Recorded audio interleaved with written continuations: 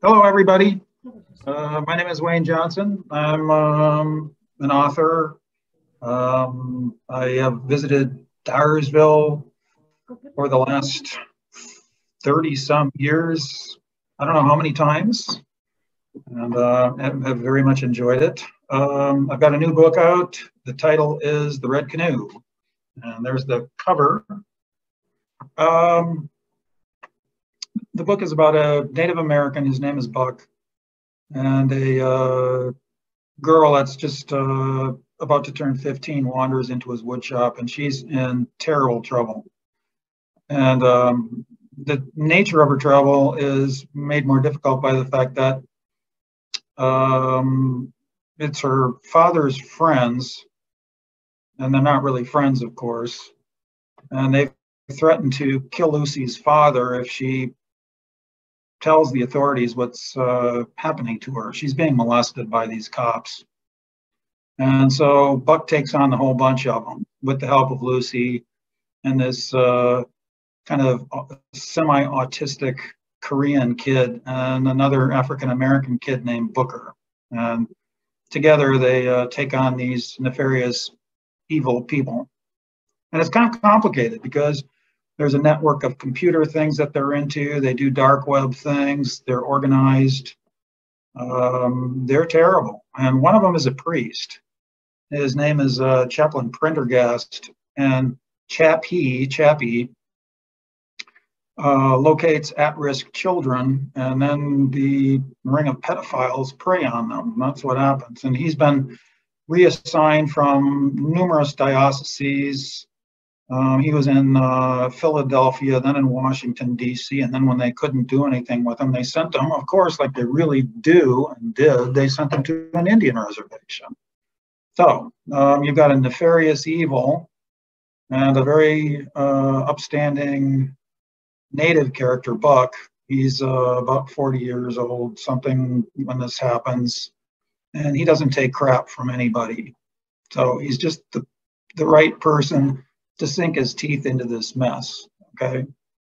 So what I thought I'd do is I'd read a little bit of the opening. One thing I didn't mention is, of course, there are complications in any kind of story. And in this story, the complication is that Buck, at the beginning of the book, has just received divorce papers. They've been delivered to his door, after which he calls his estranged wife, and they have a terrible argument. She hangs up on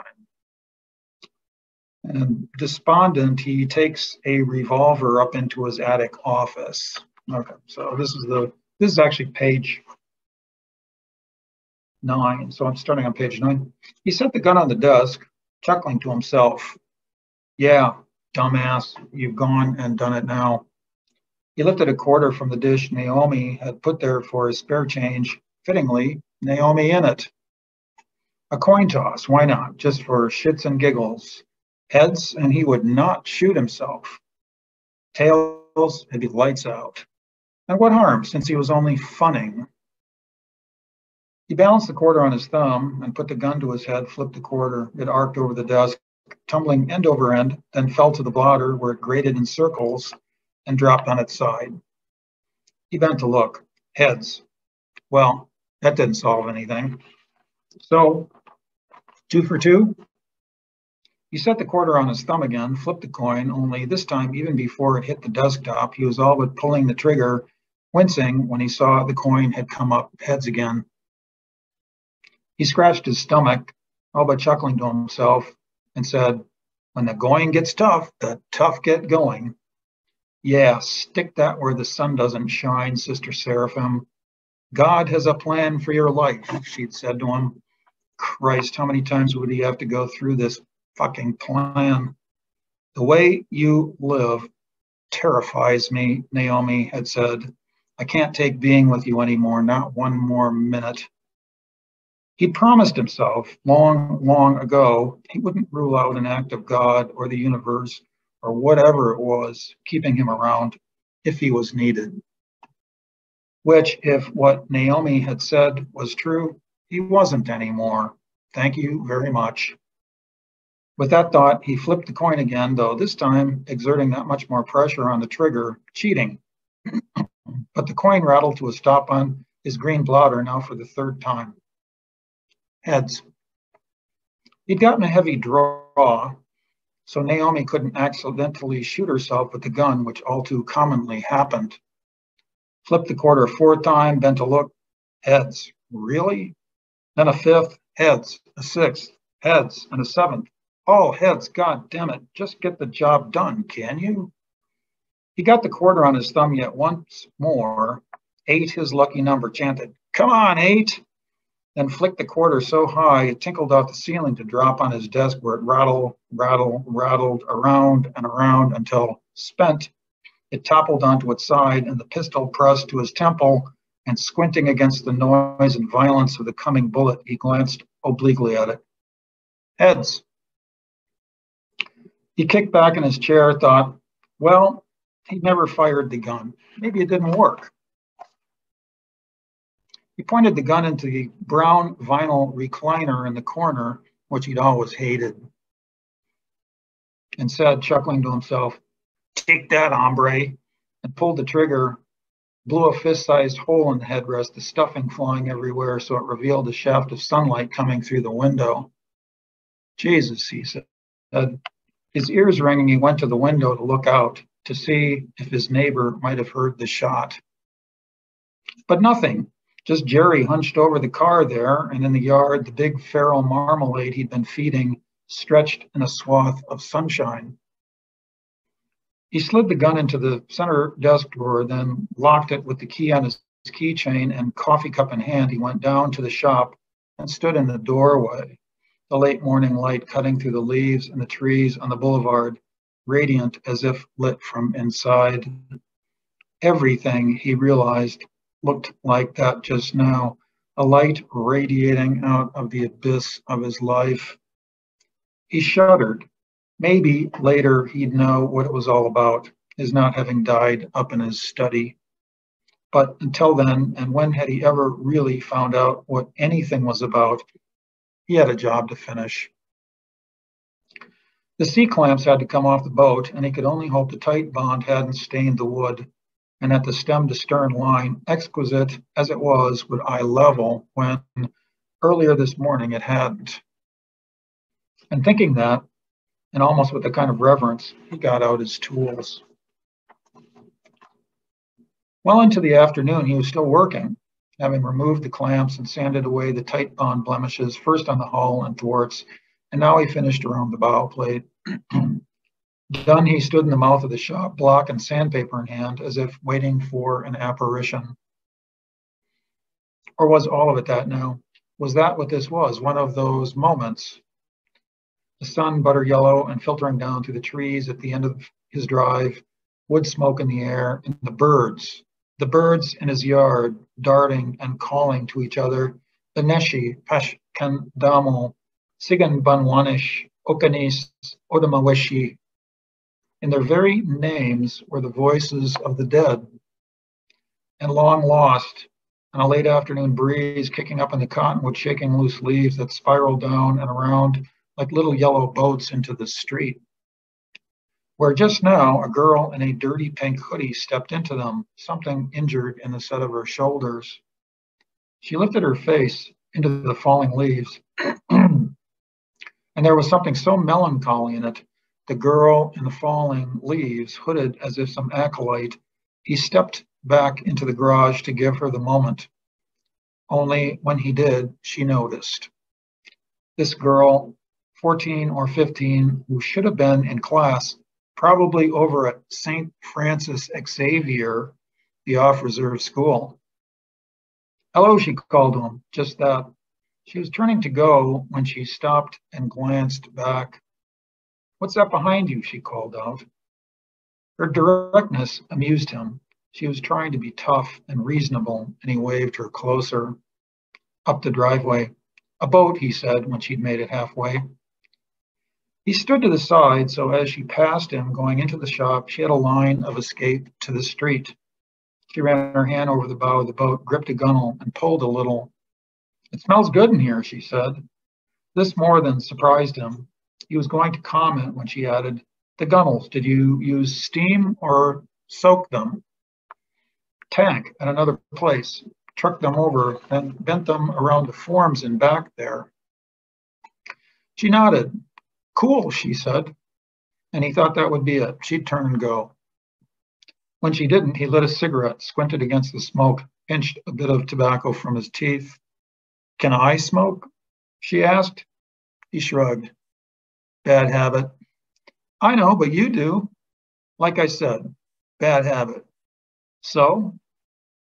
But he noticed the bruises on her forearms now. Wasn't about to let her go just like that.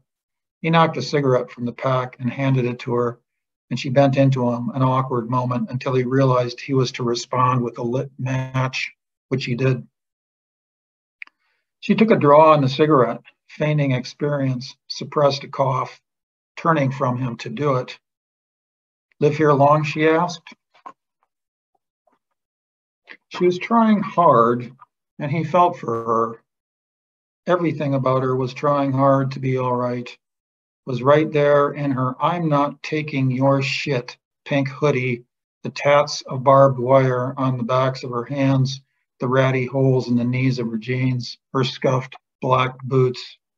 A girl way too tough for herself, and who knew what manner of difficulty had just befallen her, which, when she turned, struck him like a blow. She had a bit of a blood stain between her thighs. Her little monthly accident? No, since she hadn't tried to clean it up, it was something else. Something had risen to the surface in his mind, but he wasn't sure if he could trust it. She was in trouble, real trouble, but just what kind she couldn't say, which made it the worst kind of all. So that's the opening where you first see the Carpenter Buck. He's a boat builder too. He makes exclusive boats for clientele out in Seattle and, .com billionaires. And it's based on a real person who did that. And he runs into Lucy, who's wandered in off the reservation. He's just on the border of the reservation down in Shakopee, Minnesota. And they strike up a friendship. He offers to teach her how to build a canoe. And the one reason he does this is she's faking being white. She's not white. She's native. And what she's basically done is try to sidestep everything about her that's authentic. And he tries to bring that back. And part of that is in making a real canoe. And so while they're building this canoe, they also try to resolve this issue of what's going on with her because she won't tell him.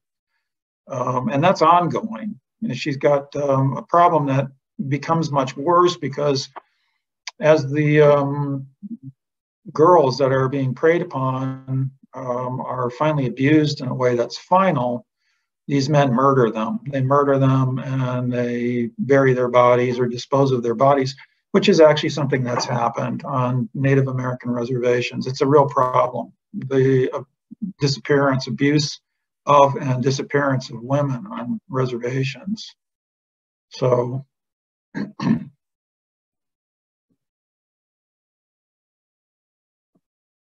I'm just curious. I mean, shall I entertain questions? That's probably the easiest thing to do rather than just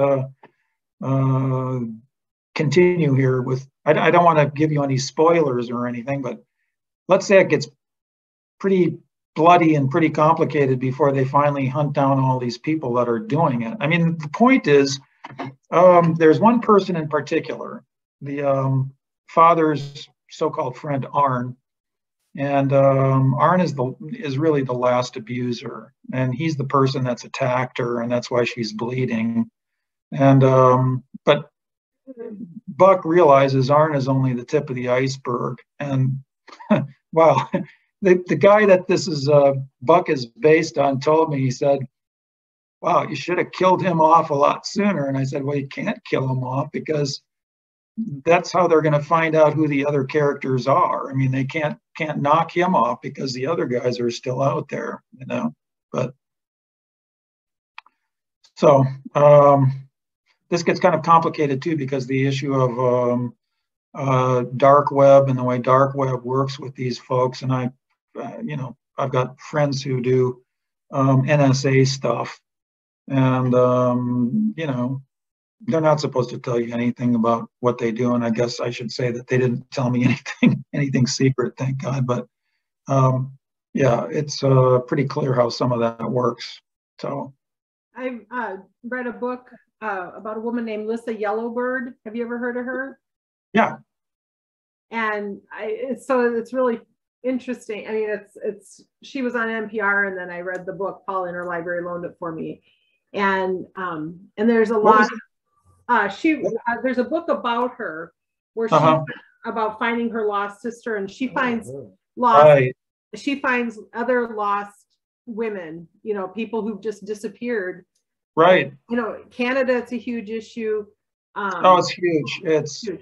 And then there's a group called SOSA. Have you heard of them? Stopping Online Sex Abuse.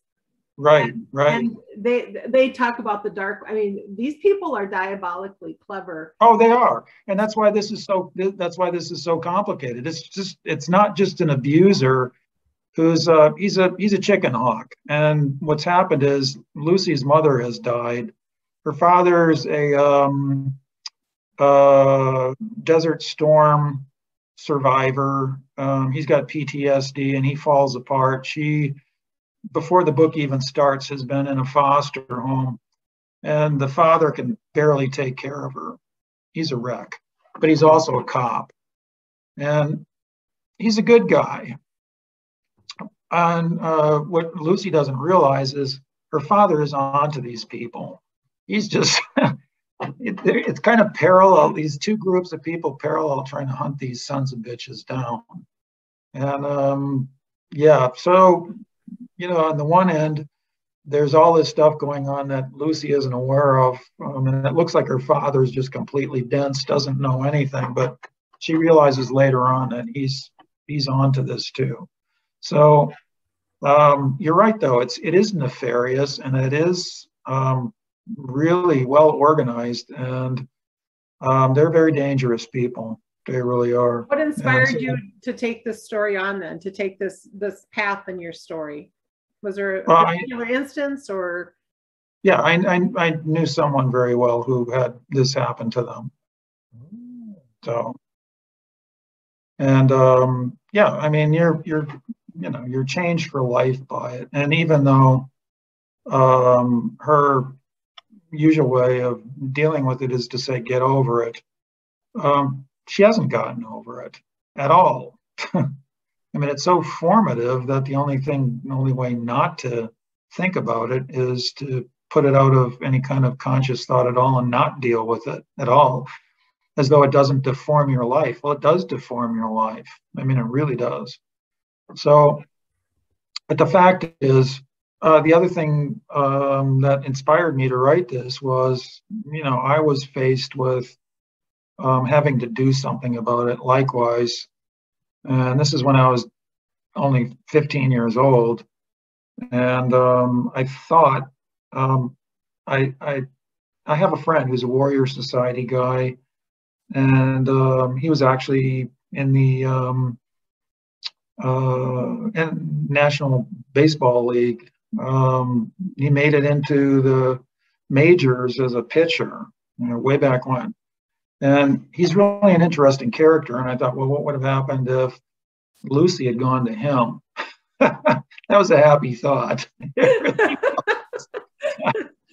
Justice would have been served. Yeah, that's what happens in the book.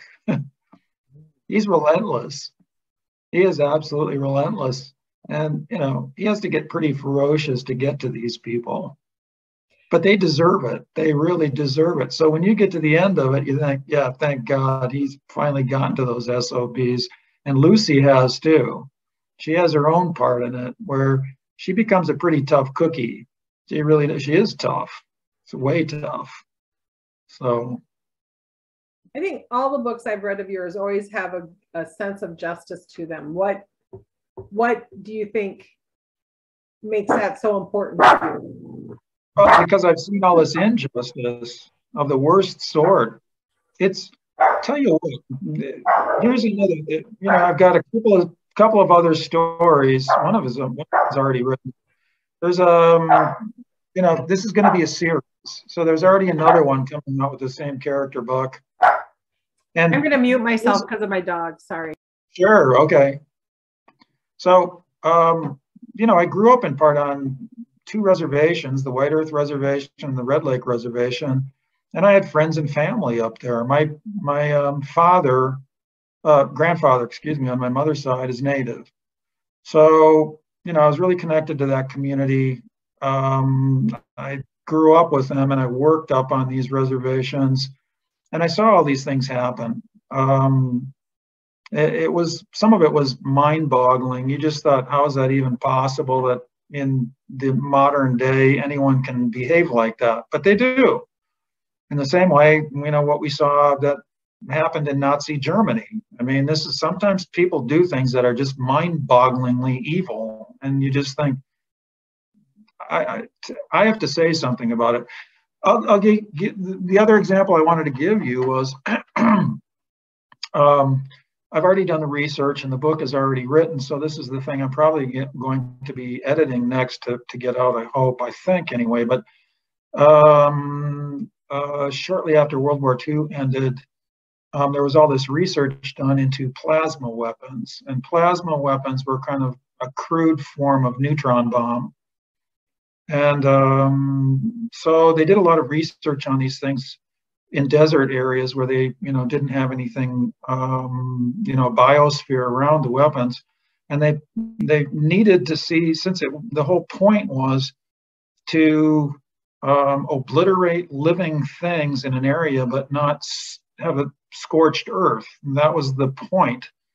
And so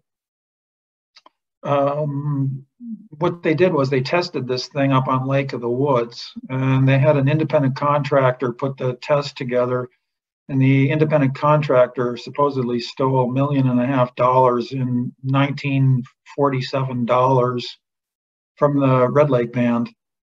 And then what happened was this character had the thing set off at a time when it killed the people that built it. And they wrote it off as a typhoid poisoning. And they had the CDC come up and take the bodies and cremate them. And so there was no way to research it. And these documents have only come out recently. I'll give you a perfect example. I was up on the Red Lake Reservation, and my sisters and we had an exceptionally cold weekend. It was 40 below zero without wind chill, 40 below zero. And we thought that was fun. So we had our little, Korean issue bunny boots. They used to get these big, thick felt boots you could wear. And we were out playing around, and then there was this kind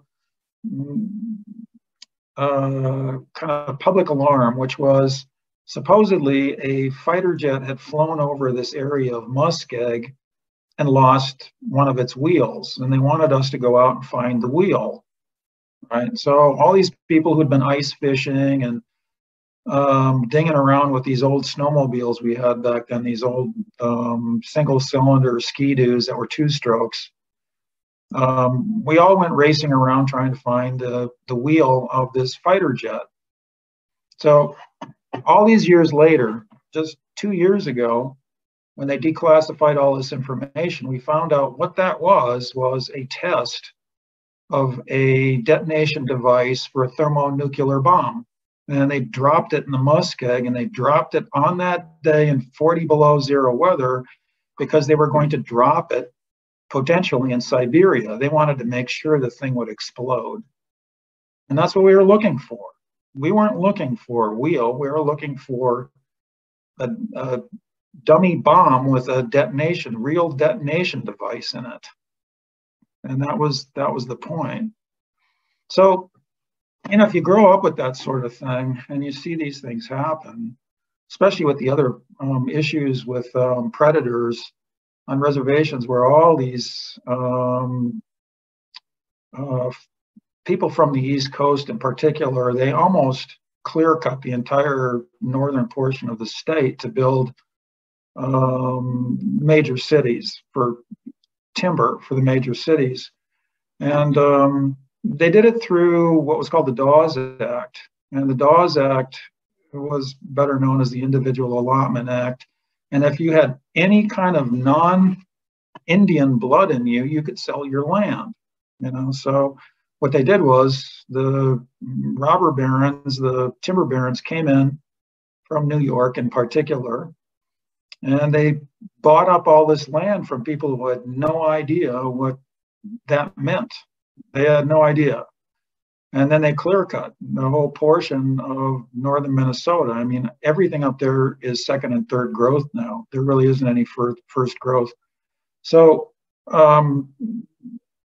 there's some really nefarious things. Another one, just to give you an idea with this, it would seem that the boarding school system really, it's bad enough in itself. But what people didn't realize is the reason the kids couldn't run away from the boarding schools was if they did. For example, this guy I know, he was up at Red Lake, and they sent him all the way to Bad River in Wisconsin, 300 miles away. And because he was a tough bugger, this is the guy Buck is based on. Because he was such a tough son of a bitch, they knew he'd run away. So they did it in January when it was sub-zero temperatures to make sure that there's no way he could escape.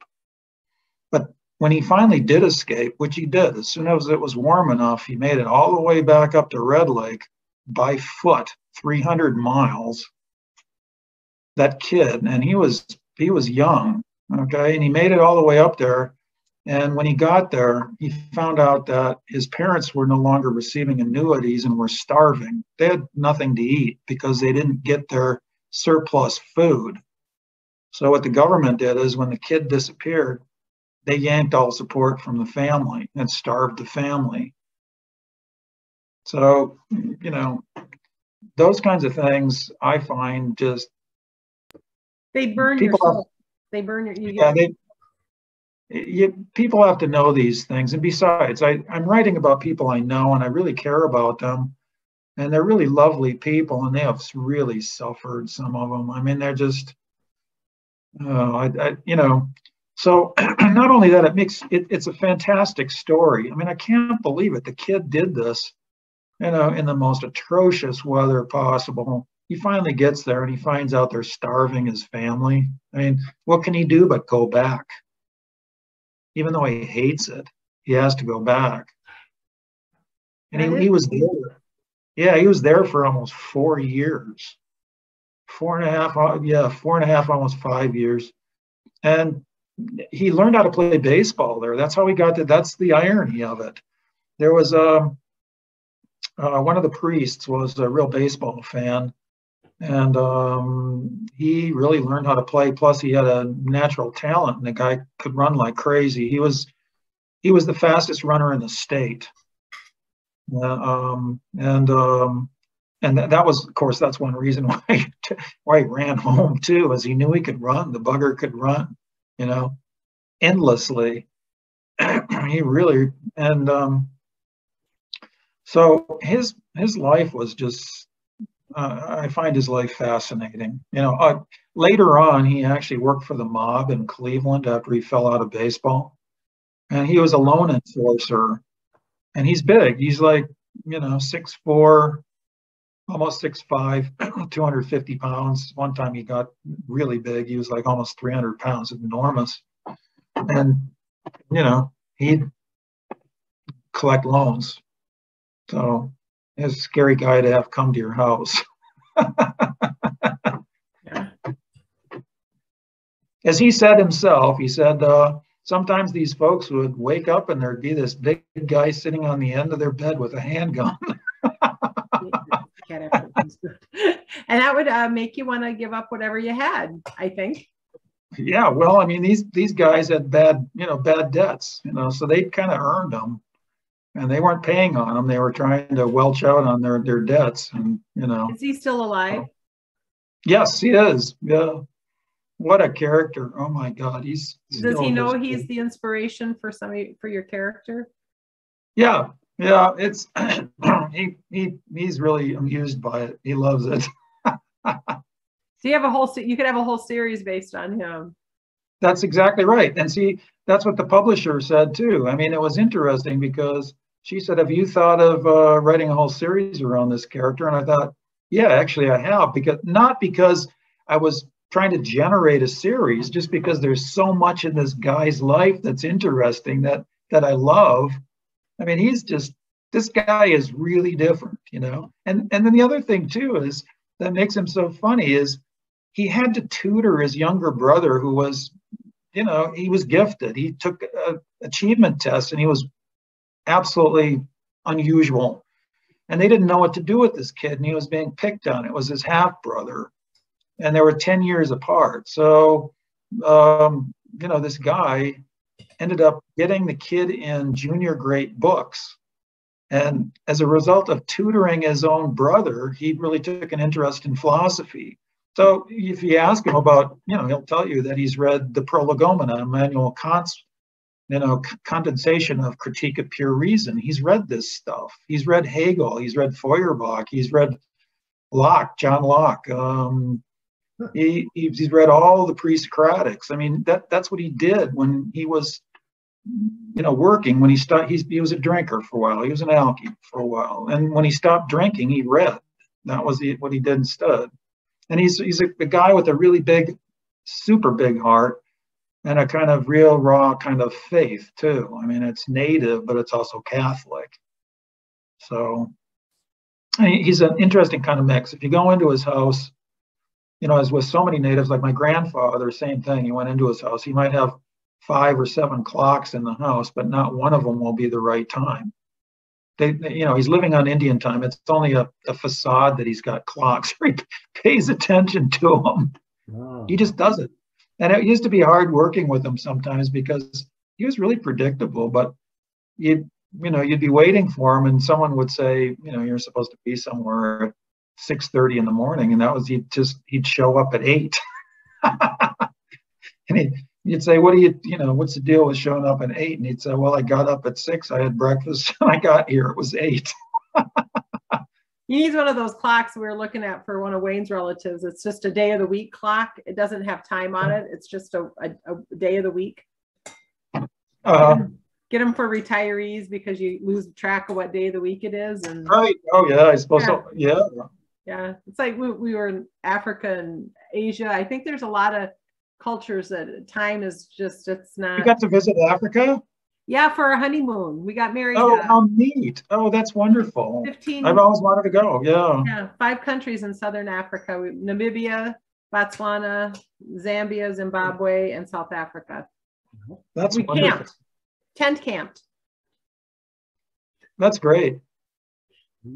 3 weeks of that. 3 weeks in the bush. And yeah. If you can survive in a tent 3 weeks with somebody and no showers and limited toilets, your marriage is probably solid. Yeah, there you go. Yeah. That's excellent. Especially when Wayne drank the catheterized blood from the cow skull, right? Yeah, no, he was pretty. It was more the South African hard cider was more his jam. So. Okay, with the locusts floating in it, or no, it was pretty. It was just It wasn't like India. Wayne said it wasn't like India, so actually much nicer. Much nicer. Yeah, pretty amazing place. Our guide, we had a guide. He spoke 13 languages. Wow. Yeah, that's amazing. Like 7 or 8 fluently, and then the others enough to get by-in. This was your guide in Africa. Yeah. Yep. Yeah. Wow. Yeah, you feel very what's the term? Underachieved. You feel like a slacker when somebody speaks 13 languages and. Yeah. No, that's so true, isn't it? Well, my sister actually spoke 8 languages, and then she lived in 12 countries over 20 years. And then one thing she did that was really kind of interesting was she did a degree in international finance at Columbia, and then she got a job with Deutsche Bank. And when she worked for Deutsche Bank, well, before that, she lived in Taipei, Taiwan. She learned Mandarin Chinese. So she went to Taiwan Normal University. But when she got a job with Deutsche Bank, her job was to do Asia basin loans auf Deutsch. So she was doing, this banking in German, but also in Chinese, which is a little mind-boggling to me. I just think, you lost me. She'd lose me at banking. Yeah. Well, those numbers and. I know it. Oh man, I'm so happy she's the one who did it. Well, you're great at what you do. We're excited to read the book. Oh, thank you. I appreciate it. And I think you emailed me your address so I can send it to you for signing. And good, yeah. By all means, do. I mean, I'd love to. Send as many as you want. If your uncle needs one, or your uncle's parakeet needs one, or okay. your dog needs one. So Wayne, you said you have more books based on this character coming out. Do you have any idea when those will be coming through the pipeline? Yes, I do actually. There's going to be another one. I just signed the contract today. It comes out next year at the same time. Okay. So yeah, and there's other ones after that, and so we can count on one a year. Yeah, I hope so. Yeah, I've got, all these things written already. Now, another thing that's interesting is this book, The Red Canoe, went to 2 directors in Hollywood. So someone's really interested in making a movie of it. And that's one thing. And then actually, it's been kind of a big week. I also sent another project off to one of the top agents in Hollywood, and that project is about, the title of that one is Finding the Beggarman, which is a screenplay I wrote with an Irish writer, and it's about this Irish academic who's been living in the United States since his father abandoned the family in Ireland. He and his mother came over to the United States to have a better life since they couldn't make things work over in Ireland, and he hates his father basically, and his wife is expecting, and just before he's going to be a father himself, he realizes that he's been really ungenerous to his father, and he's desperate to find him. He's concerned about whether he'll be any kind of father either, because as he sees it, his father abandoned him. So he goes looking for this guy in Ireland, and the joke of it is he gets over there and he thinks his father's a nobody, but his father is a cult hero folk singer and famous drunk. and once he gets hooked up with this guy, he's charismatic, like one of those loud singing crazy Irishmen, crazy. And the father talks him into touring around Ireland and seeing these, he's going to show off Ireland to his son who didn't really live in Ireland. And the problem is this guy is a dipsomaniac. And, shortly into their travels together, he goes completely off the rails and starts doing things like he incites this fight with some skinheads in a bar. The next thing is this poor guy, Gavin, and the father, the beggarman, are in jail, It's really funny. Like the guy is just he's totally incorrigible. I mean, he does everything wrong you can think of. It's just hilarious. But people love him because he's so full of life. He's just this nut, and he's kind of dangerous. He's a true Pied Piper. So that's one thing. That's off. And then this book that was just bought, the one that's going to come out a year from now, next April. That book was at HBO, and they wanted a 3-season series made out of that. And what happened was, interestingly enough, was the president of purchasing, after he started putting all the business together to buy this thing, he was fired. So he went over to Apple TV. If you know anything about the way Hollywood works, this happens all the time. People get fired, hired elsewhere, and they take projects with them or don't take projects with them. And that's another thing, so I might be working on a 3-year series of this thing. I hope so. I hope it gets kicked back into gear, because that's another interesting thing. And it's got this character Buck in it, so. Anxious to keep track of all your goings on. Yeah, you know, I mean, it's thanks. You know, I mean, there's a lot actually. You know, like I mentioned, the other thing about the test of the neutron bomb on the reservation. That's another book, and you know, so. Oh, really? Oh, okay. Yeah, yeah. Cool. Man, can't imagine Lake of the Woods being nuked. Yeah.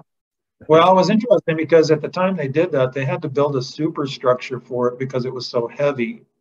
And they wanted to have it a specific distance from this kind of complex biosphere to see what it, you know, see what it did. And it killed everything all right, you know. In fact, actually, it vaporized the island that it was on. So the test site doesn't even exist. It was vaporized about 30 feet into the water. Wow. Yeah. But Crazy. yeah, and then the fallout was this political thing where people disappeared, and the person that pulled it off, you know, basically it's interesting when you talk to people about it. They'll say, "Yeah, we know about that," and they also say, "Everybody knows about that," and you know, pretty much everybody is in some way or another connected to someone who died in that thing. So. Oh. Isn't it amazing how they can cover stuff up like that for so long? Oh yeah, oh yeah. You know, well, you don't have to look very far these days, you know, to see a lot of stuff covered up. You know, yeah. and somebody is doing very well covering up all sorts of stuff. You know. Yeah. So anyway. Wayne, do you still teach at the Iowa Writers Workshop? Is that in your plans? I do. Well, I do, but you know, you might have seen that they're not doing the summer sessions now face to face. They're doing it again, you know, virtually. I was hoping they'd be back to in person maybe this year, but not. I was hoping so too. I really was. I mean, I love that program. I think it's terrific. It's a great, great resource. And there's this, you know, again, another kind of political hoopla going on with that, where the University of Iowa defunded its Center for Conferences. So there's no structure now to house people that come in. And that's why they're not, you know, they're not running it this summer. It's kind of catastrophic. And if you think about it, you wonder how that's even possible, why they would do something like that, because the program is connected to, you know, the Iowa Writers Workshop, the summer writing festival is, and most of the people teaching in it have either been grads of it or are grads of it, or have some kind of affiliation with it. And it's an extension of, you know, a world-renowned program. Why wouldn't they fund it, right? Yeah. So, but I hope they bring it back. And Amy, who runs the programs, just a gem. She's fantastic. And well, if you come back, we will. Oh, I will. I have, you know, like, yeah. I mean, I you know, a couple of times. I think. Yeah. Well, anyway, when I come back, I'll come through Dyersville because it's easy to drive down through Dyersville from Minneapolis. So. Well, and my sister lives in New Ulm. We could meet you halfway. We would meet. We would. Well, that'd be fun. Yeah. New Mankato, New Ulm, and all that. Mankato's a really neat little town, isn't it? Yeah, yeah. New Ulm's just west of there a little bit. So. Yeah, those so little. Yeah. Any last comments, Wayne? Then I'm going to stop the recording and so you guys can chat. Sure. It's a compelling thriller, and get a hold of it, and you'll enjoy reading it. Well, I'm hoping to find a copy somewhere because it's out of print on my regular book jobber. So. Right, I know it. You know, like I said, I think they already sold out the whole first printing. So yeah. So does that mean they'll be doing another printing? Have you heard? Oh yeah, absolutely. Okay, great, yeah. Great. How many do they make in a printing? Well, they just keep printing it as long as people keep buying it. That's what happens. Okay. Yeah. Good deal. Yeah.